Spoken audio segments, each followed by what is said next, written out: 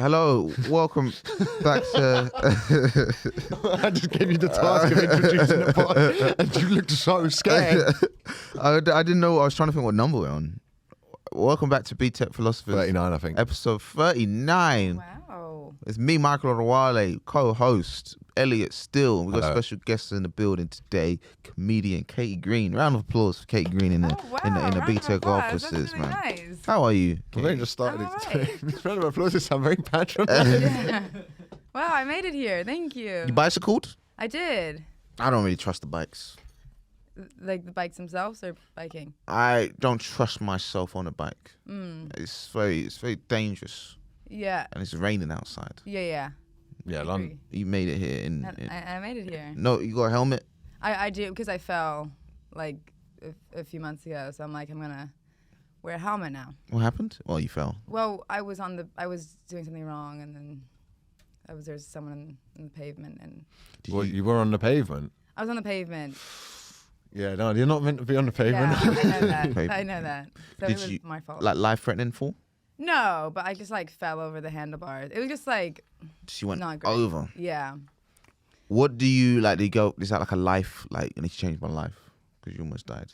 Not really, because it wasn't like I was still able to get up and cycle. So Did any Londoners help you up? up my cycling. No, like, help you up when you fell? Did anyone like, oh, Did no. anyone? Oh, the old man who I like was trying to avoid. He attempted to help me up, but I'm like, you will come down with me. If Yeah. You, Yeah, It's like the tram experiment, you know, do you hit the person? Do you not hit them? If there's people who've not listened to the first ever episode of B-Tech, I try to explain. Do you know the tram paradox? no. So there's a tram hurtling towards a group of 6 people. Okay. And there's a lever, and you could change it, and it would hit one person. But if you pull the lever, you have made the decision to kill one person. But if you leave the tram going, it will hit 6 people. So ethically, what do? You move that person to the side. You can't So move you the hit 7 people. No. Oh. Mike cannot get his head around philosophical theories. Wait. one- So what do you do? Oh, that's the question. That's the question. Like, philosophically, what do you do? You live with the guilt of killing 7, but Why have you killed 7 people? because you've moved one Are guy. you killing yourself too? Is that the 7th person? No, because I'm moving the person on one side of the track over to this side. So Oh, so you're gonna be a murderer. 7 people die ethically. I love that you untied him and they're like, you could just put me down. I would be fine. And the other 6 were like, You've stopped the train. Why don't you move it now? And you're like, no. This is ethical. This is the only way. But you chose to swerve and almost kill yourself rather than hit an old man. Yeah. You're a good person. Is that? I think that's just. I think most people would do that. It's fight or flight, wouldn't it? Isn't it? And Well, what did you choose then? Did you choose fight or flight? Or like, I guess flight because I flew over the handlebars. Right, yeah. Yeah, that's fair. That's the very definition of flight. What's your natural tendency, you reckon, in danger? Both of you. Freeze. Freeze. You got fight, flight, or freeze. I reckon freeze. Oh, freeze! Yeah, I Freeze. scream. You scream? Yeah, So that's... You scream and run? Or you scream stationary? I scream and I stay there. Yeah, I stay Okay, there. that's not helpful at all. No, it's really bad. There's no evolutionary... I get tired when there's danger. I just want to go to sleep. you chose sleep. what? I don't know what my body's doing. Imagine that you're in like the Twin Towers or something. How do we get out? I'm just gonna have a nap. Wait me up when this is over. What the fuck is this? Wait, in what situations have you done that? Well, just like, you know, there's like danger, like somebody screaming in the building or something. I'm like, oh, I just get tired. I'm like, I can't. What building? Wait, What yeah, building was were this? you in the Twin Towers? What building are you in when everyone's No, screaming? just be like, everyone, you might be in an event or something, something goes down, like a party or something, and everyone's screaming because someone's fighting or something, or someone's brought out a weapon or something, and everyone's like, some people are screaming, some people are running. I'm like, I'm tired. I'm tired of us being like this. Why can't my people come together? We can't have one disco. A disco. I'm tired of fighting. I'm tired. But yeah, I don't know why, but my body's just like, I can't deal with this. Mike takes a nap and everyone in the black community is like, yeah, it comes together. My brother has Another damn stereotype. My brother has made a statement that lives with us forever. We are sleepy. That is so less effective. It's the opposite of staying woke. Imagine if instead of calling it black people, instead of being like, I'm tired of being like this, if they change it to I'm sleepy, it's so less effective.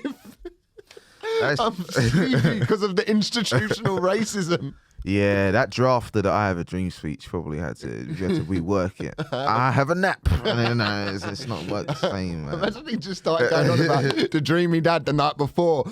And I was there and there was a massive ice cream man. And everyone's like, what the fuck is he talking about? I shouldn't have eaten cheese that night. My brothers and sisters. I was being chased, but I couldn't run. Oh, do you have I used to wet the bed until I was like 12. 13. Okay, right. Okay. I would dream that I was peeing in the toilet. And then I wake up and I'm peeing for real. And I didn't know how to break that dream cycle. Because I was doing everything right. I'd wake up, go to the toilet, I'd pee. And I just knew it didn't feel right though. And then I wake up and I'm peeing for real. I don't know what you guys want to do with that information right there. Wait, so how did you stop? Did you lucid dream? I don't know. I just got older and I just peed before I went to bed. And so that helped. That helped. But I don't know what that is. Did you stop having the dream though? No, I don't have peeing dreams anymore. I don't have peeing dreams, but up until the age of about 13, maybe 14. Serious right now. No, I was my last peeing in bed incident probably was about maybe 14. Michael. What? I couldn't, it was just, I couldn't help it. That's the last time I ever did it though. Every now and then you reveal a bit of yourself and I'm like, there it is. That's why Michael can't just fit in. Like he reveals something that's like information that you go, this is like the origins of a serial killer. No, but I'm not normal. But no, there's been no yellow stain on the mattress since the age of 14. Round of applause for no yellow stain on the mattress. We're not lowering the standards of we've only just introduced a round of applause for guests. We're not doing it because you had of Katie and no yellow stains on the mattress. I think that warrants a round of applause. I think Sarah Silverman used to pee the bed Okay. till late. So, you've Googled this. Right. who peed the bed? Can we find out who peed? Yeah, thank you, Lucas. Can we also Google the psychological reasons of peeing the bed till late? But what did you guys give up kind of late that you kind of embarrassed about? Sucking my thumb. Okay. Until middle school. That's like 12. That's which is a really long time. Right. Yeah. Why? There's a scar on my thumb because it was just like always. It was grinding against the yeah. You did it in class? My no, in class I'm not sure. No, I don't think I did it in class. But the roof of my mouth is indented. Really? Significantly, yeah. Yeah. That's crazy. My teeth grew around it. No, I got that. My teeth are fucked up. Yeah. Because you suck your thumb? I bite my nails. I still do it. That wouldn't change the shape of your mouth. It does because I've always got something there. Oh. Yeah. Let me see. My teeth are fucked. I got the teeth of like a xenomorph. Like the mouth of a xenomorph. I don't know what a xenomorph. I don't know what that is. The alien from Alien. Yeah. Do you remember those books where it would be like a person and they would slowly turn to an animal? Oh yeah. Oh yeah. Is that what you think I look like? You look like the mid of a man / horse. I know. I get compared. I've been called a Jewish horse before. Dude, I've got a horsey. Look like a horse. Yeah. Who doesn't work on Fridays? Was it Saturday? It's Sabbath. Right? I'm a horse that respects the Sabbath. Yeah. What's the psychological reasons for Michael wetting the bed up until 14? Yes, so it comes from psychological emotional problems. So emotional stress caused by traumatic events or disruptions in a child's normal routine can cause bedwetting. For example, new home, new school. I didn't have it. I was a very stable household, actually. No. I was a thinker. I was a thinking child. So you were thinking a lot. So you were so pondering the world that you didn't have time to get up and think about it. I would be thinking about wetting the bed, and then it would in my subconscious. So you manifested it? Yeah, I'd be in bed like, nah, it's not gonna happen today. What would your mum say? Oh yeah, it wasn't good. Did you get in trouble for it? Yeah, I was 13 when. What was I your think she mum's like. reaction? There's a period of time she thought I was doing it on purpose. You know, I was, like doing it out of spite. I was like, no, this. Why would I do this? Why would I choose this life?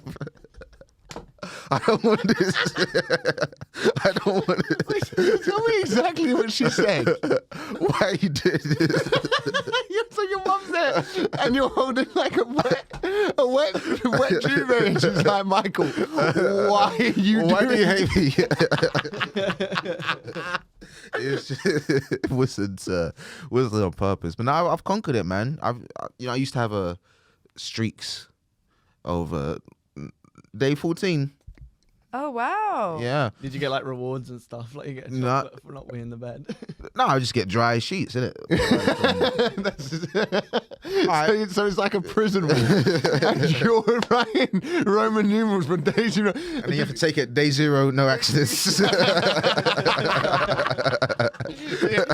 night it happens, you just have to run it all down.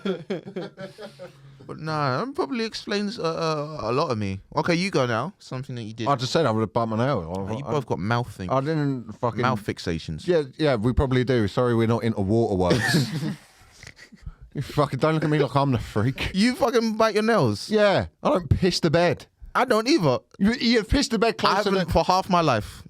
I need the closest I come to pissing the bed was I was at a festival and I took a load of MDMA and then I went to sleep and then I woke up and I needed to go for a piss and I couldn't like work the tent. I couldn't work the zipper, so I just had You to just piss in a bottle. accepted it. You just like. No, I didn't just accept it, Michael. I pissed in a bottle. I did something. I didn't. Look. I'm not awake. I'm not doing it on purpose. Mum. I'm not just lying there. Just what are you gonna do? But who knows like why people do it? You know, I mean, what we know now. It's psychological. Did you have a traumatic childhood? No, mine was pretty. I mean, how do you know? I don't believe you for a second. I believe it was absolutely horrifying. I think it was normal for me. I mean, I feel like I got a good relationship with my mum, my sister. Father? Yeah, kind of estranged. Okay. Yeah, so How strange we talking. I ain't spoke to him maybe like a year. Okay. Yeah, you know what, a bit of time. Okay. But you got estranged. I'm trying to move it on. Yeah, go on. Deflecting. Okay. Okay. I think we've found the trauma. But Elliot, your mum's crazy. At least she's present. I wish she wasn't sometimes. Sorry, Kevin, we're throwing you into our drama. Mum's on her second bottle of wine by 11 a.m. already. All right, Christmas But is at going to be least she's interesting. home. At least she's home. How's your family situation? Yeah, I was raised by my mom, and my father left my mom before I was born. So that's kind of Yeah? I was Estranged? No, just like not present. I guess like I know who he is, but just like wasn't there. Yeah. You never have any like, I want to go and figure this out. Not really. I feel like because I think I came to terms with like being raised by my mom and my mom's head of the family, and I just feel like that. Like we'd go visit him and like for like summers and stuff. But it got to the point where I was like, I hate this. I actually really don't like this. Yeah. I asked this question to Ria and it made it uncomfortable in the room. But I want to ask you, what's your background? My ethnic background. Yeah, all of that. That's why we have Mike on the podcast. He asked the question. I can't Ask ask. these. My grandma's from El Salvador, so Latina, and then my grandpa's from here. British. Oh, from Britain? Yeah. You got the visa? No. No. Because I'm American, Damn. which is like very annoying. Yeah, and my father's just American. What's El Salvador like? You go back. I've been once. It's not the safest place. No? No. I think it's a very overlooked Latin American country. No. Well, I think it's because it's really like the homicide rate is really high. Yeah. Like a few years how- ago, it was like the highest, like I actually don't know. You'll have to fact check me. Homicide by capita or something. But like for a country that was not in a declared war. So Oh, wow. They're really What's the source of the violence? Is that poverty and gang violence. gang violence? Damn. Yeah, poverty, but yeah, gang violence really, Damn. really bad. Like drug trade and all of that stuff. Or is it Yeah, just but I think it's nice also to- like there's one of the biggest gangs, MAS, like basically they started, from what I know, they started from being like, because people coming over to the border to the United States, like if they're coming from Central America, they have to go through Mexico, and then there'd be a lot of clash between the different like ethnicities or different nationalities, and then the Salvadorians would form a gang, like a kind of to go against the Mexicans, and then they brought that back to El Salvador. Oh, okay. And then, so really, it's really dangerous. Yeah. It's really Big population? Not at all. not really. It's a really small country. But it is not. They had a civil war in the 80s, I think. Can't catch a break. Was that one of those CIA backed? Yeah, Okay. it was one of those ones. Yeah. Yeah. Hey, we gave these guys who are going to fight the communists some guns, and what? Uh-oh. Yeah. Uh-oh, they've got loads of cocaine and guns now. So that's... Yeah, it's really bad. I think when you look at Latin America, just like, and also like when you in the terms of like with the issue with the border in the United States, just and like people being like, oh, Mexico is really violent, and or like Latin America as a whole, but like in Mexico, they only have like I think one legal gun shop, and most of the other, like I think it's like 99% of the of guns in Mexico are from the United States. Wow. So it's just like I don't know. It's a bit difficult of a relationship, but Damn. yeah.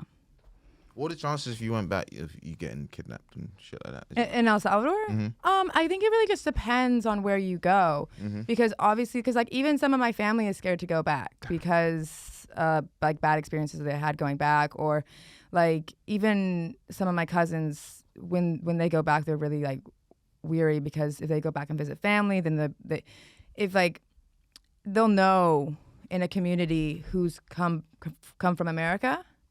And so they'll like they'll either rob you from just then, or they'll try to like whatever. But it's very dangerous. Yeah. I'd say. Yeah. And especially because of my skin tone. But like even if you look, if like my grandma's from El Salvador, born and raised, and she's scared to go back because she's so Americanized. Wow. Whereabouts in America were you living? California. So Bay Area. Yeah. You ever go back? When last time you went back? I went back in July, actually. So my sister's baby was born. So Oh, I went back to congratulations! that. Round of applause for the baby. Thank you. What the fuck is the thing to get a round of applause really like on this this. show now? What are we... I really like this. The bar is low. I really like this. This feels like a really supportive open mic. Just like, This is like, you know when an MC is like, anyway, yeah, that's exactly what it's give like. it up for. Yeah. Finger snaps, everybody. Finger Yeah. snaps for the baby. Finger snaps for the baby. Cali. Damn. You been to Cali? Yeah, You been to Cali? yeah. Why are you so surprised? I don't know. You sound seem like you. My dad took me. Oh, what did you? When? Uh-huh. What did you go there for? Well, you were wetting the bed. I was out there living it up in Cali. Living it up. Yeah, I was being a little fat kid. I was a fat 14-year-old eating Mexican food. Damn, man. Having time of my life. Yeah, I've been a couple of times. I've been to San Francisco. Yeah. So you? I'm from the suburb of San Francisco, like basically where the airport is. Yeah, it's weird. That airport area is weird because I remember I arrived and sort of like went through it and was like, this doesn't look like it's weird. Like this doesn't look kind of fun. And then you get like sort of see San Francisco and you're like, oh, it's like I suppose like if you just went through Heathrow and then went through like Wembley or Hounslow or something, you'd be like, London's like this isn't what I imagined London to be like. And then you get there and you're like, oh, okay. Where's everybody roller skating in booty shorts? That's Venice Beach. Venice Beach. Yeah. Okay, yeah. LA. Did you do some of that? No, that's LA. Okay. I went over the Golden Gate Bridge. I got too scared to cycle over it, so my dad and my sister went, and I just and my dad. What did you- My dad we rented bikes, and my dad, exceptional British, British parenting. All right, well, you just fucking wait here while I cycle over to the other side of the... He wish he left you. He wish he abandoned you that way. Wait, that's so funny. He just like, yeah, you wait here, I'm going over there. British parenting. Just went over a bridge and left a crying child by the side. My mom once sent me on the London Eye alone because she already done it before. And so she got a child's ticket. And then she asked the couple, she's like, hey, can she go with you guys? And so I was just, it was me and the couple, and they got like a VIP experience. It was just like me, and like they got like, they like gave us like a tour, and then they gave us like a book, and I was just like with a new family for a whole like, trip on the She'd eye. seen the scenery already. Yeah, it's because like fine. I've done it. I'm not paying. What were the couple like? Oh, I think they were like newlywed or something. So it's kind of like they're like, oh, like this is what it'd be like with an 8-year-old, you know? Yeah, now we get to see. Yeah. Yeah. Damn. Yeah, I'd when you think back to some of that old school parent, my mum was like smoking the car. Yeah. Oh Like, wow. yeah. That explains a lot. It's probably smoked while pregnant. as Did well. you get beats? Oh, my mum. Oh, yeah. Yeah. What's a I British did. beating like? Yeah. I What mean, scallywag. did you get the belt? Never got a belt. Got the odd slap. Got the odd smack. Mum would, you know. Was it frequent or? My mum once. My mum has BPD in it, so like. So when What's I that? said she's crazy, it's from a place of. Okay. borderline. What's that? Borderline personality disorder. Oh, okay. So Mike was really going for the jugular. Mike was really, Okay. really bringing up some childhood traumas for me. It came from Oh, a place wow. of facts. We're getting a bit too Okay. comfortable with each other on the pod. That's fine. Good shit.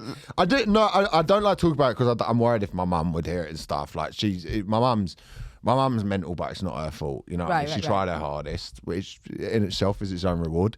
And so, yeah, my mum one time. My mum was getting full-on arguments with me when I was like 9 that she'll instigate. And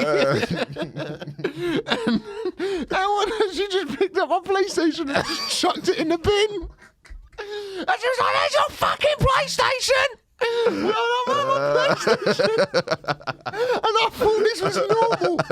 Like I carry this into relationships. And like I'll tell my missus or something, and she's like, "That's awful. Your mum threw your PlayStation in the bin." I'm like, "Oh yeah, no, my mum threw my PlayStation in the bin when I was like 9." Yeah, she used to do. She'll just fucking drive off. That was one of her tricks. Both your parents are leaving you. Maybe the problem's me. You should be wet in the bed too, man. That's not fair, man. Oh. Yeah, no, she'd love a drive off. My grandma did that to my sister. My grandma on my mum's side is fucking hilarious, right? It's like Watch him about to tell the most harrowing story. There's a reason I have the sense of humour I have. All right, my parents did everything but fuck me, really. That was funny. It's revealing, is what it is. It's revealing. And so yeah, my grandma, right, she's really funny. She basically had this like house in Essex that she sold and has gone to the family like, "You're getting nothing. Like, let me make this clear. None of you getting anything. I'm going on cruises. I'm living in a nice home, and I'm just drinking wine all day," which I think's fucking hilarious, right? But years ago, my sister went to stay over. When my sister's like, my sister must have been 12. This is like 10 years ago, right? And my grandma takes her to Frankie and Benny's, isn't it? Mm-hmm. Gets in an argument with my sister. She probably instigates my grandma and just fucking drives off for like 45 minutes. And the Frankie and Benny's had like closed. So they just had to kick this little 12-year-old out. And my sister was just stood there for like 45 minutes. Eventually she was able to call my mum. My mum had to call my grandma and be like, "Can you go pick my fucking daughter up from outside Frankie and Benny's?" And my gran like drove back and was like, "Right, have you calmed down?" To my sister. You calm down.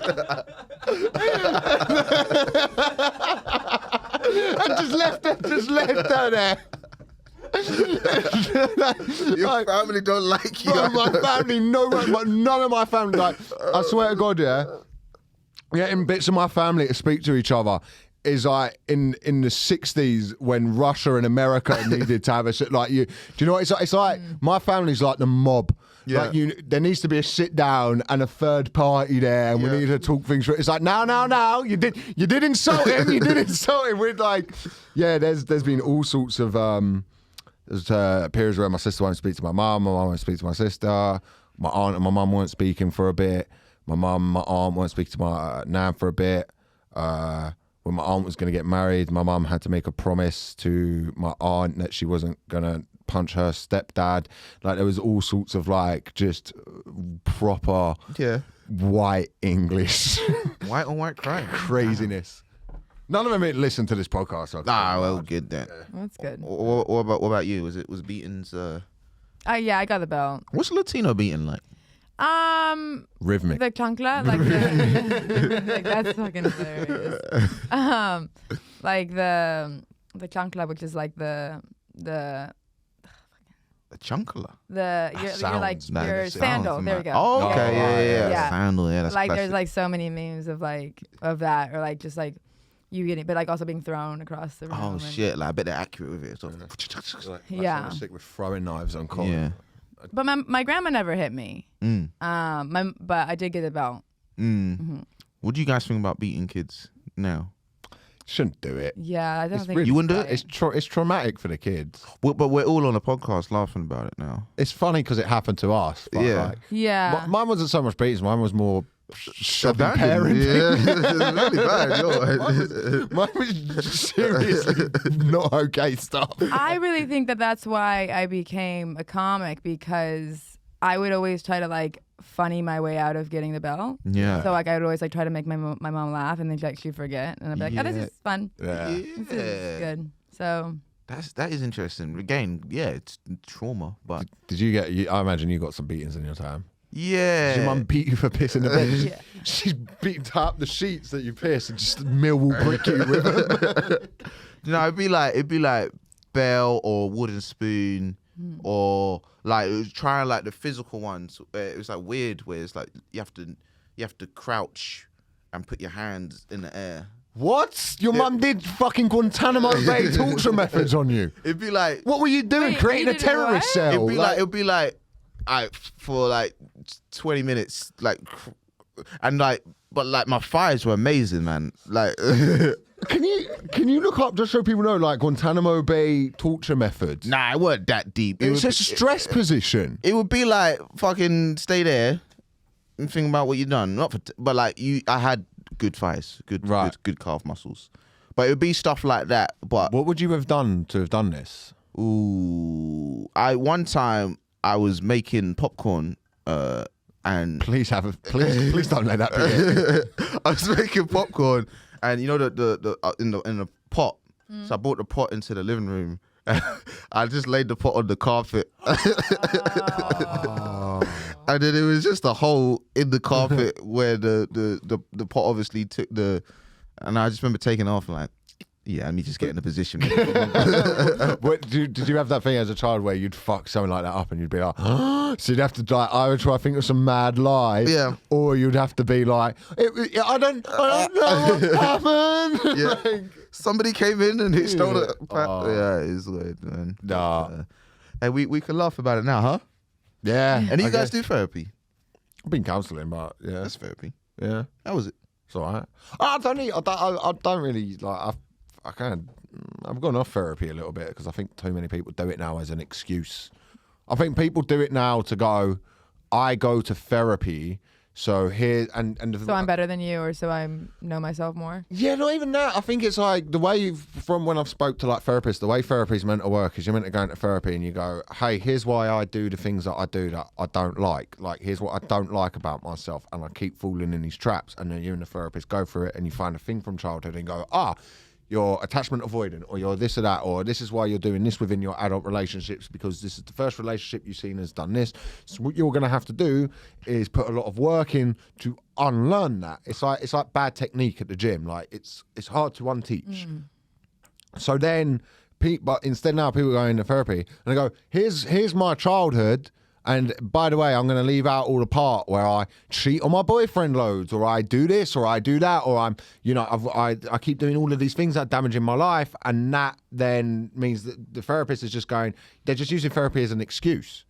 I also feel like there's an element of people like learning things about themselves and having that as an excuse for their behavior. Yeah. Of being like, oh, this is how I am because of like I've realized I'm like this because of X, Y, and Z, and being like, that's how I'm gonna be, which is like I don't. But therapy has always worked on the contract that you go in there and you be honest.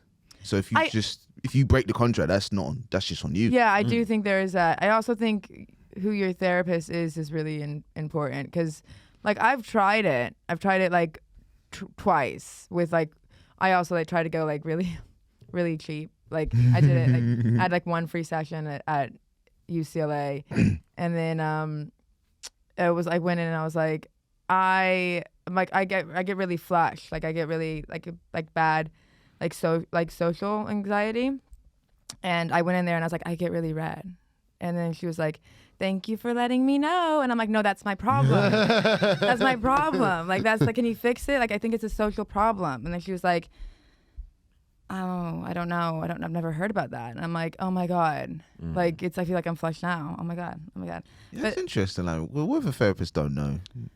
Yeah, man, you're fucked. Yeah, you can't really say that. And then the second time I did it with BetterHelp, the app, and What's that?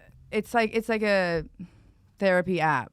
Okay. And it's like supposed to be like I got it like there was a trial like some £50 for whatever sessions, and I did 3 sessions with this woman. Every time her smoke alarm was beeping, like to like change the battery.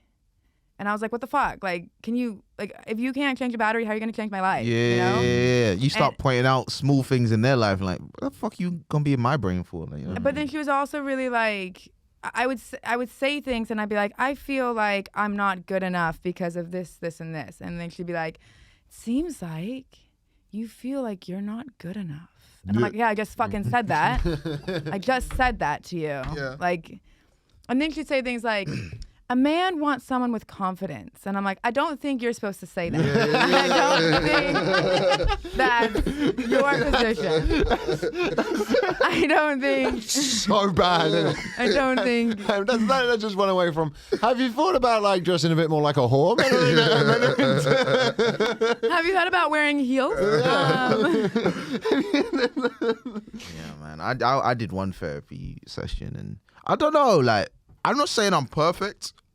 I think I probably have some issues. I'd say so. Yeah. Yeah. But I mean, I think anyone leading with that makes me worry. You're deflecting makes me. Mike's pretty well held together. Like he's not. Is that true? Yeah, he's not. I've never really seen him like anxious or he's just very. There's time because I'm a huge worrier. Yeah. Like Mike knows me. I know me. Like, Mike knows me. Very paranoid. Yeah, very paranoid guy. Like, so I'm huge anxiety. But that comes from that childhood of, oh, my parents about to fuck off in a like. Yeah. You know, that comes from that. Mm-hmm. Also, is mental illness hereditary? Like, no, there's an element of like I don't know if it's because of like because my mom's very anxious and I'm very anxious, but I don't know if shit that's like that's probably passed down evolutionary and shit. I don't think I've got a borderline personality disorder. Well, we don't know yet. No. Oh, be fucking great excuse. What is it? What's that actually mean? It's a type 1 or type 2 mental health disorder. I should probably stop fucking giving out all my mum's information on a podcast. What are you gonna do?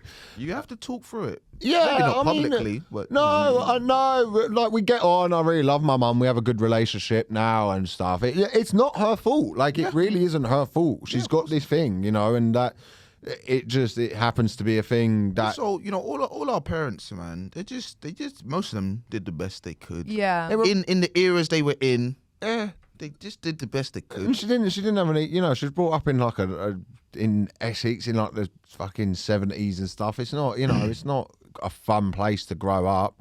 Yeah, and they got their own shit to deal with, and then they're trying to raise a kid the best way they can and try and protect them in this cold world. My other nan on my dad's side, right? She's 98. I love her, but my dad was adopted, innit? So there's all that going on, and then like the thing is it's almost like genetically you can tell, right? Like he's adopted just in the behavior because my dad's this really curious, well-read. intelligent human being. Like he just knows. Pathetic. Yeah, he just knows a lot about, like the other night, Ryan Cullen was staying over, a comedian. We went for a drink and my dad was like talking about being over in Ireland in the 70s and 80s and the IRA and doing gigs out there and then punk music and reggae music and all of this stuff. They just had this conversation. I was just like, wow, this guy's fucking knows a lot. And then my nan, all she understands, and I'm not joking, is the weather. Like that is all there is to her life. Is the weather. Yeah. So if I go, like I've gone and done this amazing thing, I've gone and done this gig, she was like, and was it raining? Like, that's good. And that's it. That's all she can comprehend is the weather. Because she would go up there, me and my sister would go up there and she'd make my sister tidy up and stuff. Then my sister was telling me, like, as we grew up, she was like, oh yeah, like the way she treat me was different to you. Because she's 98, she was raised in a time where I'm a woman. I tidy up. I do that. That's my, and it's not like a feminist, like, oh, you could explain to her. She's like, no, that's my role. That's what I do. I keep the house in order. So if you're 98, you're just tired of conversations. I'm gonna just talk about weather. No, but my dad said she's always been like that. Like she's never understood. Like if you go up there and speak to her, she wants to know what was the journey like there, the weather, and next week Tony and Dawn are coming over. That's it. Those are the conversations. Tony and Dawn have been dead for 50 years. Oh, when Tony and Dawn die, we're fucked. Does your dad know where his parents were from? Or his birth parents? I'm Egyptian, Syrian, Jewish. So one was from Egypt. Does he know their story? Yeah. Has he been on Who Do You Think You Are? Nah. He could you Google? Yeah, this guy's like we found out I'm from Jewish heritage, and this guy hasn't done a lot to smash the stereotypes of Jews. Joe Dweck, and just read out his. How do you spell that? Well, Joe and then Dweck, DWE. Okay, yeah. okay. DWEK. Joe Dweck. Is he a billionaire? Yeah. Okay. Is that him? That's your lineage? Yeah. Wait, Where the did fuck you happened? know? Have you read Freakonomics? No. No. Freakonomics is it was like a popular book about these economists, trying to like explain things. I read it ages ago. But explain like weird concepts, or not weird, but like explaining why sex workers are actually the highest paid per like job per hour or whatever, and like explaining things like that. And there's a portion of the book that talks about IQ being hereditary. So like why a lot of adopted kids are sometimes more problematic, because sometimes it means that they come from a family that and they like explain like family backgrounds of like the typical family that puts the kid up for adoption. And that's quite interesting that like your father being inquisitive and presumably intellectual, high IQ, coming from a background that's like, Wouldn't surely being placed into a good home would sort of help? It was just a quintessential English 60s home in Swanley in Kent. Like there wasn't any stimulation. There wasn't any like my dad loves his mum and dad. Like his dad who adopted him died years ago. And I think they had a really good relationship, and he does with his mum as well. But it's not like as stimulating. It's stimulating. He grew up in Swanley, like this is one of those things where we talk about white privilege. People in Swanley don't have white privilege. Like they're just. Oh, where's my cereal? I was gonna fucking call someone. Do you know what I mean? Like it's just there's nothing there. Yeah. Like there's no. It's just this town in the 60s that exists just on a motorway outside Kent, and that's it. And there's nothing there. That's a shit place to grow up for him, and he, This is the what they're trying to say is like, they're trying to prove that IQ is hereditary. So like the nature versus nurture thing can I guess only go so far if you're not as smart, or if you're not as like from a gene pool of smart people, I guess. I think IQ is overrated. Would you rather have excellent social skills or high IQ? Excellent social skills. Why? But I think you need to have decent IQ to have excellent social skills. I disagree. I think it's two different things. I think IQ. I think it's just a way of measuring how intellectual you are, or like how like you. I think it's a way of measuring different things. I guess it's like I wouldn't necessarily want high like exceptional IQ, but I do think that somebody who does have high IQ is more intuitive, is more like critical, thinks more, critically thinks more, like things like that. Like, is IQ like is self-awareness part of IQ? No, sure. I think that's. What do you think IQ is, Michael? Let's start with this. Or like your level of intelligence or ability to absorb information. What is IQ? One second, can we just start with Joe Dweck first? Can we just read out what he does just before we leave? So I couldn't find a lot on what he does. I've just been looking at him and like your family. Is it because you're related to him, right? Yeah, he's my granddad. Joe Dweck is a billionaire. Yeah. What happened? Well, I can't find a whole lot we about split this podcast. He won a like, what's going on? he won a CBE. There's like a whole stuff about how he was chief of various boards and executive. Have you met him? Stuff. Nah, good. Best of luck to him. We don't really speak or any other. Apparently, you're you're related. related. In contact. You're related to are you related to someone called Cairo Deck, which is Liam Payne's girlfriend. Yeah. Yeah, my aunt's a supermodel. It's quite conflicting. Have you met her? No, but it's quite. My aunt's a supermodel, and I'm so confused right I don't even think she knows we exist. I probably shouldn't even be speaking about this, but fuck it. Wait, maybe she has 23andMe and saw you on there. And was like, "Fuck it." I'm not on 23andMe. But you know that's how loads of people find their family. You don't have to be on there. I wouldn't do 23andMe. I'm not giving like I said, I'm not giving DNA to those people. What? Why not? He thinks like it's part of the system now. Why do they need my DNA? I'm not willingly sending my DNA to someone. Isn't like your DNA already on the police database? No, it isn't already on the police database. That's why the police can't just solve crimes when someone leaves DNA. That it has to. You never been arrested before? No. Wow. Oh, you haven't? I have been, but I got off. See, I was so surprised she was. I've been arrested. I've never been detained, but I've been like arrested twice. Don't they need your prints for that? No, Okay. I've never been taken into the station, but 2 times I've been like.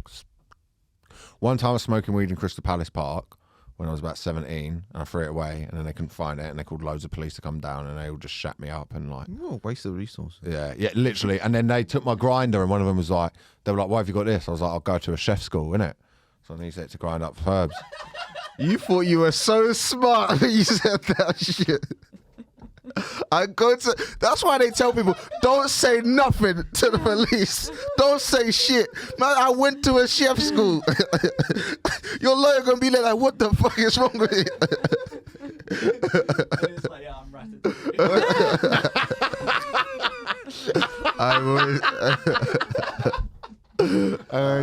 And then like, my mates ran off, and no, what happened was we got caught smoking weed. Yeah, that like literally we're smoking and a spliff was walking through. This is the second time. No, this is the first time.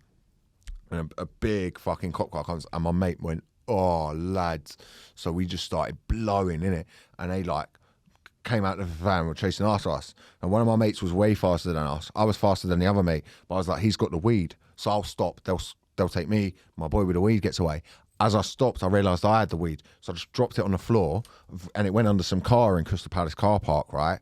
And I stood there, they're all just like searching me and stuff. The bloke whose car it is comes, gets in the car and drives. So now there's just a fucking bag of weed there. Yeah. So I'm like, I swear to God, they had the police van, then 2 other cop cars turn up, and one of the cops was being like a cunt. So like when I said I'm from chef school, he's like, if you go to chef school, you won't mind if I take this then, will you? I was like, cool, take it. Completely illegal. He's not allowed to take, you're not allowed to take my things. Like, Also, you would mind. You're going to chef school. yeah, I know, but I just wanted it to end. So they then ended up telling me, they made me get in the van and like did all this search on me and stuff, like, and they were just stood there. They were like, "What was the name of your mates?" So I gave fake names, and then later they were like, "What was the name of your mates again?" And I couldn't remember. And I was stood there, I was like, "Oh, that," and they were like, "Right, yeah." Don't say nothing, man. And then, So why did you need to slow down? because I thought my mate had the weed. So I thought he was going to get caught with weed. So I was being a bro. I'll be slower than him. So they'll take me, But if he's slow enough, wouldn't they still catch him as well? No, because they would chase it, bro. They're not. We've had Dom in here, right? Yeah. How many fucking police officers does he say are actually like physically capable? So they'll just get one and be like, "Fuck it." Let's be honest. Most police officers are fucking little losers who like authority that go into fucking. Yeah. You know what I mean? They're like you're bothering a bunch of 17-year-olds for smoking weed. They bought the van out. Fucking hell. Like, it's not fucking. That's when with policing, I'm like. There's a bunch of 17-year-olds who've been having a spliff. Surely, yeah, all right, they've done it in front of you. Fucking maybe you have to, because that was the thing. When you do it when you're under 18, you get yacht meeting. You get what? You get you. So say we got caught smoking weed now by the police, they'll just like take your name, they take the weed off you. If it was a low amount, they do for possession, but you don't get taken in or anything. When you're under 18, you have to go youth offenders something meeting for like 6 weeks, and you're in there with like. And my mates, a few of my mates had to go do it, and we're like, yeah, it's rough. Like it's just boring. Oh wow. What was the second time? I got in a fight. Oh, okay. Yeah. What happened? A lad pushed a girl I was with after a Crystal Palace match, and I ended up hitting him. Inside the stadium? No, down by South Norwood. Oh gosh. So I smacked him a couple of times, and then he went down, and I felt really bad, so I handed myself in. And then the police were literally like, we couldn't give a shit. They were literally like, we couldn't give a fuck. I swear to God, they spent 2 officers to come round. They ended up speaking to my aunt, and they were literally like, I didn't kill him. He's fine. Wait, As a matter of fact, he's a grand back. You know what I mean? Yeah, they couldn't have given a shit. They were like, we don't care. Because the lad I ended up getting nicked because he then tried to fight the police when they came. Oh, okay. Yeah, and they were like, wait, you called the police on yourself? I handed myself in because a load of police came and people were giving statements. So then I was like, I better hand myself in rather than. How old are you? 18. Damn. He worked at my mum's school as well, the lad. Sam Ashdown was his name. Okay, I don't know why you said his name. That's fair enough. Because if you want it again, you little bitch. I'll hand myself in again. I don't know. I don't know why I said his name. I'm just in one of those moods today, innit, where you're just self-snitching. Yeah, so that was social skills. You prefer to have social skills. That's where we were at. Yeah, social skills. And my billionaire imagine he listens to this to get in contact. Here's those 2 stories, and he's like, he ain't getting no money. He ain't getting no money. I can't believe you're related to a billionaire. Yeah, that's pretty cool. Yeah, you should really be trying to. Well, what am I going to do? What, ask him for money? Yes. No. Yeah. I don't want to take money off him. He can have it. He lives his life. You know, he's got his life going on. Like, if I take money off him, that means there's some sort of sense of like. He has to like if he was to get in contact to be like, I don't appreciate you speaking about this on the podcast and bringing this up. I mean, I will go fuck yourself, innit? Like, there you go. Like, you fucking him on. Where I would have him on. Yeah, I'd have him on. I'd invite him and Kanye on the same day. See if they can Jewish billionaire beat Kanye West. Just lock him in the room and be like, you're not leaving until you 2 work this out. We're gonna work it out for our people, man. Damn, they took Kanye's shoes, man. They didn't take his literal shoes. They know you fucked up when you take the shoes away, man. Are you related to any like billionaires? I didn't realise what a dumb question that was as I asked it. No, not at all. My grandpa used to always say that we were related to Michael Caine. We're not. We're not. They just grew up a few streets away from each other. Right. My whole Okay. life. My whole life, I thought I'm like, oh my God, I'm related to Michael Caine. He used to live in. This is in London. Yeah, my grandpa is from like Kennington, Elephant and Castle. So, but like I don't know. I'm like, wow, if we're related to him, then how come we never speak to him? Yeah. We go to Michael Caine's house. Yeah. Oh, fucking hell, man. How did you find out you weren't related? Just deduction. Yeah, I think I put 2 and 2 together. I'm like, there's nothing. Although if they're living close, that means Granddad got a bit of money. No. Kennington back in the day. My grandpa was during World War II. He slept in Kennington Station. Okay. Like when he was a kid. Mm-hmm. They were not. They were pretty broke. Okay. Yeah. Oh, fair enough. He had quite an American dream. Like when he moved, like when he took the boat over to America, and his like luggage broke. So, First day. Damn. like on just like boarding the boat. Fuck. Damn. So just like he had to like carry his trunk on his. Would you say so? Your family is mainly located in California now. Yeah. Would you say that they've achieved the American dream? I think my grandpa has, yeah, because he was really poor here, and then They always say that stuff. They had $2 in their pocket and $2 in a dream. Well, back then that's probably like 40 grand. Like that's whenever they do that. no, he was shoeshine. broke. Yeah. He broke. He was in when he first moved to San Francisco. He was homeless, and so wow. he was like he would work and then go to a diner, like 24-hour diner, and then just stay there all night and then go back to work. And then when he finally had enough money for a room, he got a room. And like his first night there, he woke up like really itchy. And like in the Tenderloin, which is like the worst area of San Francisco, he woke up like really itchy and then put the lights on and just cockroaches. all over him. And so no. he went through. He struggled. Yeah, damn. Yeah. Do you feel like part of that struggling in life is sometimes necessary? Like maybe not I think cockroaches on the you. struggle is romanticized sometimes, but it's all about people who got out of it. Yeah. Do you know what I mean? And so few really get out of it to achieve. I guess that's the whole point of the American dream. It's just like those very few at the top who made it, and you're looking at them like, well, if they can do it, I can do it. And that's what they sold to people. It's such a cool term though, isn't it? The American dream. Yeah. Like you've got to think like there's no bigger exporter of culture that's ever. Maybe the Romans or something but like the exporting of culture that America has done is just nothing else will ever be like it. I think as long as you have your own definition of what success is. I think the definition of the American dream is changing though, and I feel like it's not as accessible as it used to be. I think like in my grandpa's time, it was very much like he worked until like he built something for himself. But I feel like now there's less and less people who are able to do that. If I went to California with $100 in my pocket, how long before I'm dead? It's just that would. This was a philosophy podcast at one point. It's a philosophical question. We've gone so far away from. Have we got to wrap up, Lucas? Yeah. So I would, not. well, sorry we don't get to find out into that tantalizing. I could start a tent family.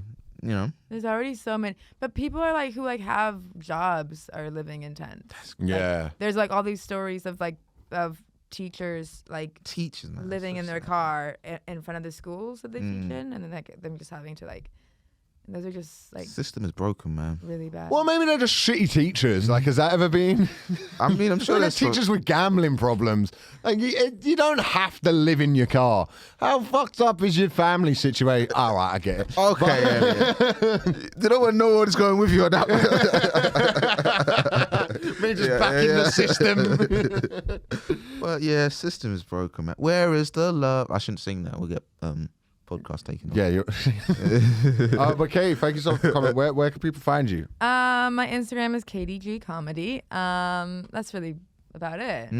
Yeah. Michael, you've got the Black British. Yeah. Oh, that's exciting. Yeah, it's fun. It's fun. Round of applause. Round of applause for the Black British Takeover, man. Thank you. But 8th of December, O2 Arena. Get your tickets, man, if you want to see me. And I will be at Angel Comedy on the 22nd of December doing my new show, Love and Hate Speech, at 6:30 to 7:30. Please come to the show. I'll be working hard on it. It'll be really good fun. Tickets are £5. yeah, I'll be there maybe. Oh, all right. I didn't have to say maybe. Thanks. But yeah, this has been BTech Philosophers. We're on Patreon. Extra episode every week. £3.50 a month. Come see it. Come enjoy it. We talk more flagrantly on there. And keep supporting the pod, man. It's been BTech Philosophers. Next time.